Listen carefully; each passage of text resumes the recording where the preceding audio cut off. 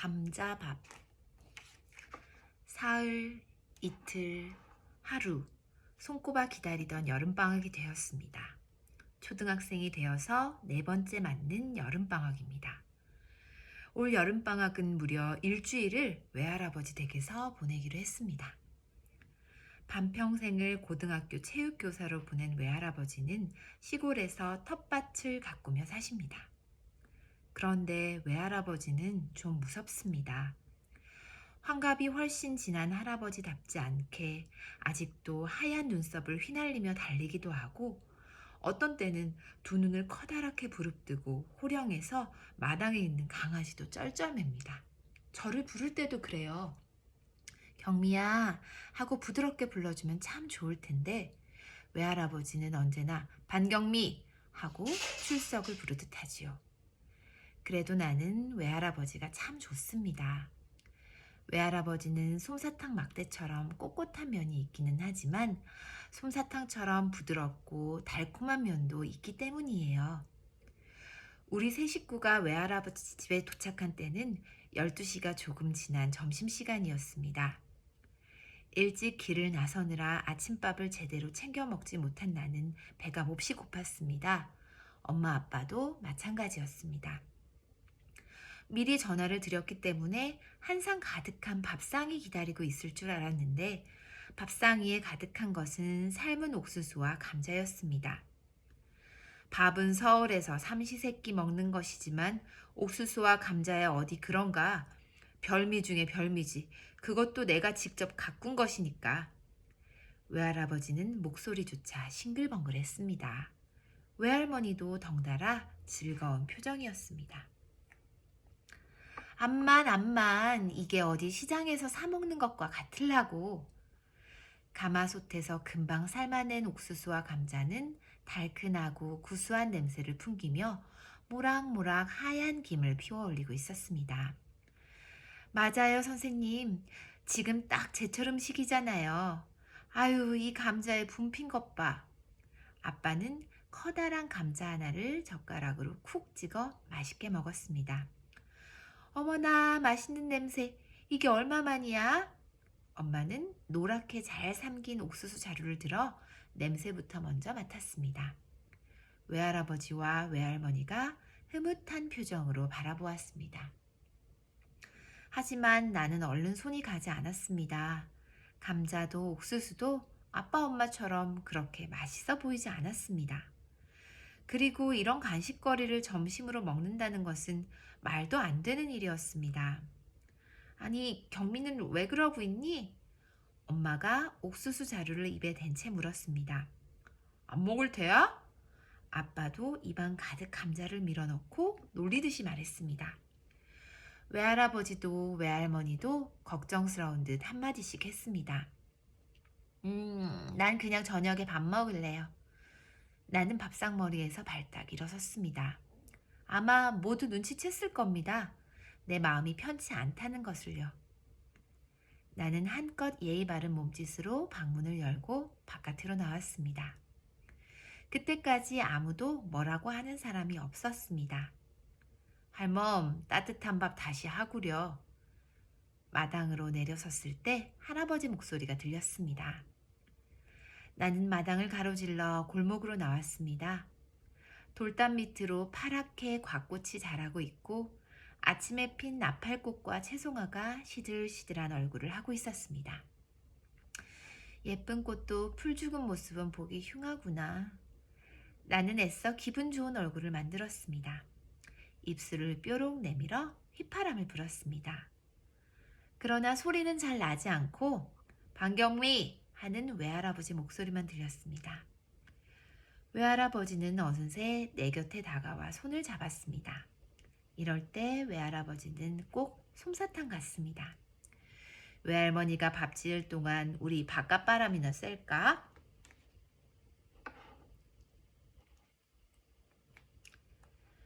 외할아버지, 저 화난 거 아니에요. 저녁까지는 충분히 참을 수 있어요. 정말이에요. 나는 잡힌 손을 마구 흔들며 말했습니다. 알아. 네가 품위 있는 손녀라는 것도 알지. 그렇지만 우리도 품위 있는 정성을 보일 거야. 조금만 기다려. 그동안 산책이나 하자. 외할아버지는 내 손을 끌고 천천히 걸었습니다. 돌담과 토담으로 이어진 골목길을 요리조리 걸었습니다.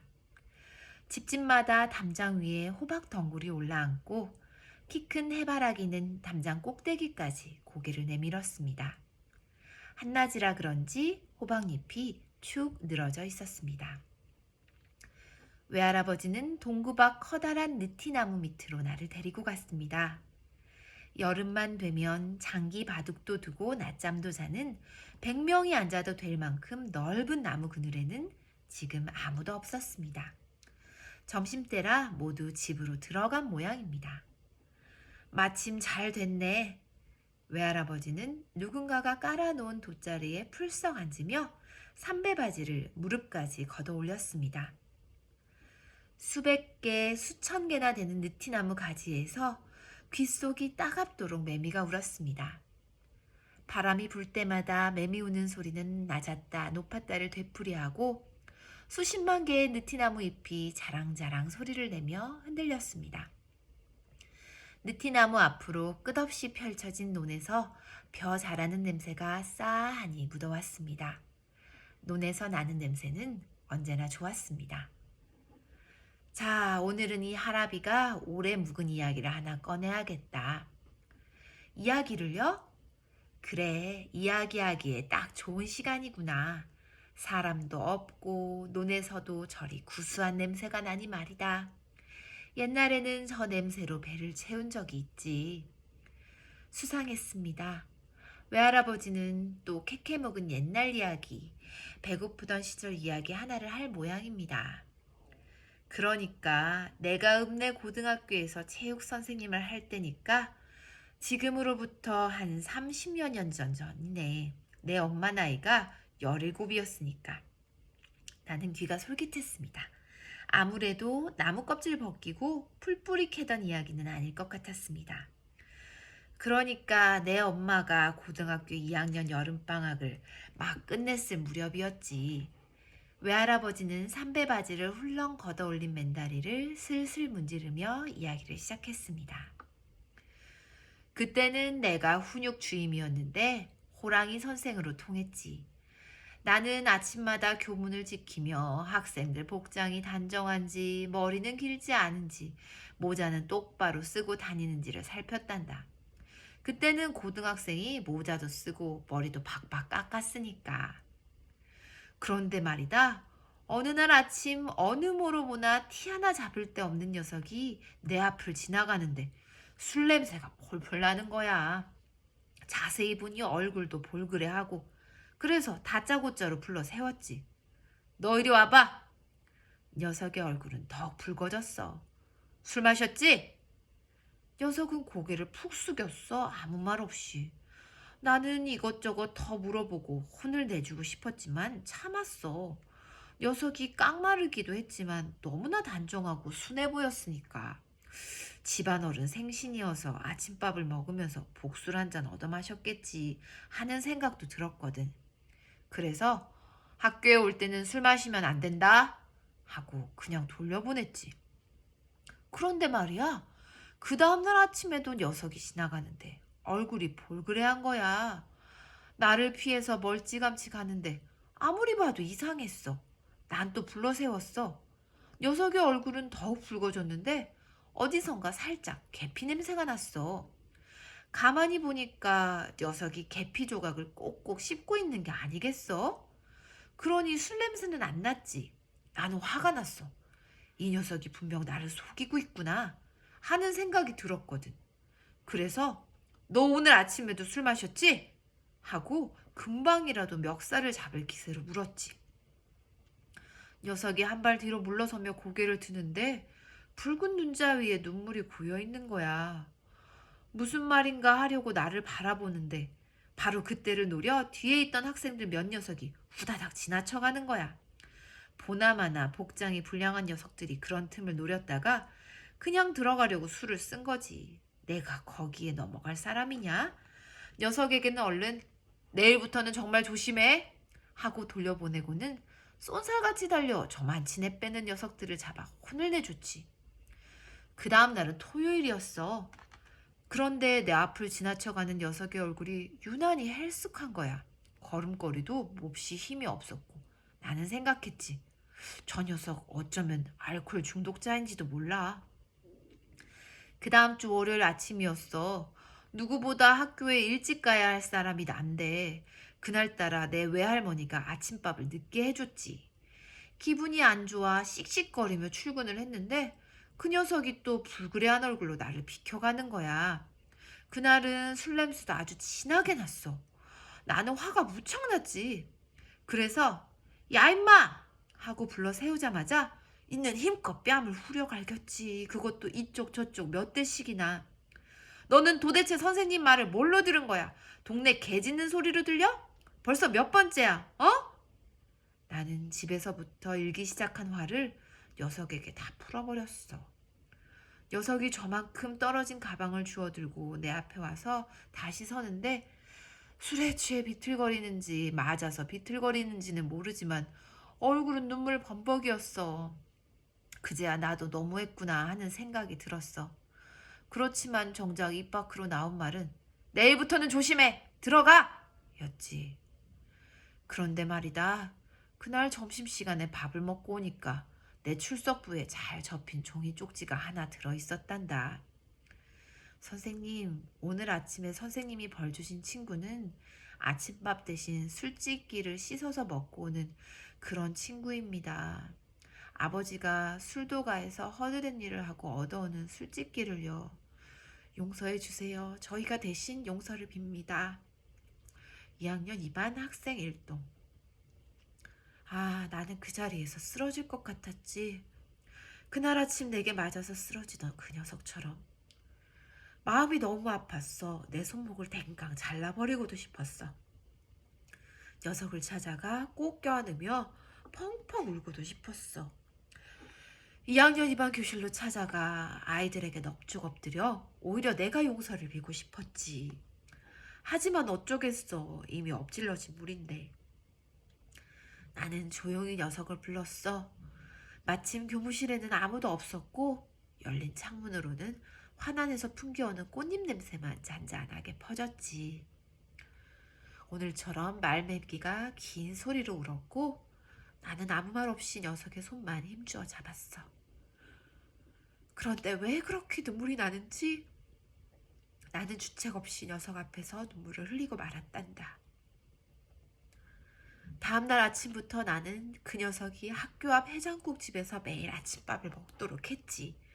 그리고 도시락을 3개 싸와서 하나는 내가 먹고 나머지 2개는 녀석이 먹도록 했단다.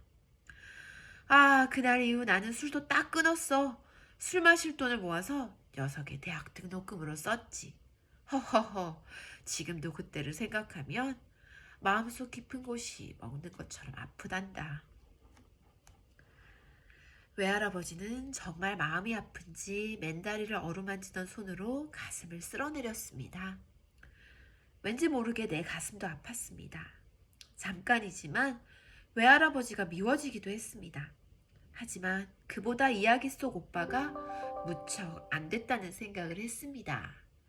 그 다음은요? 나는 다음 이야기가 궁금했습니다.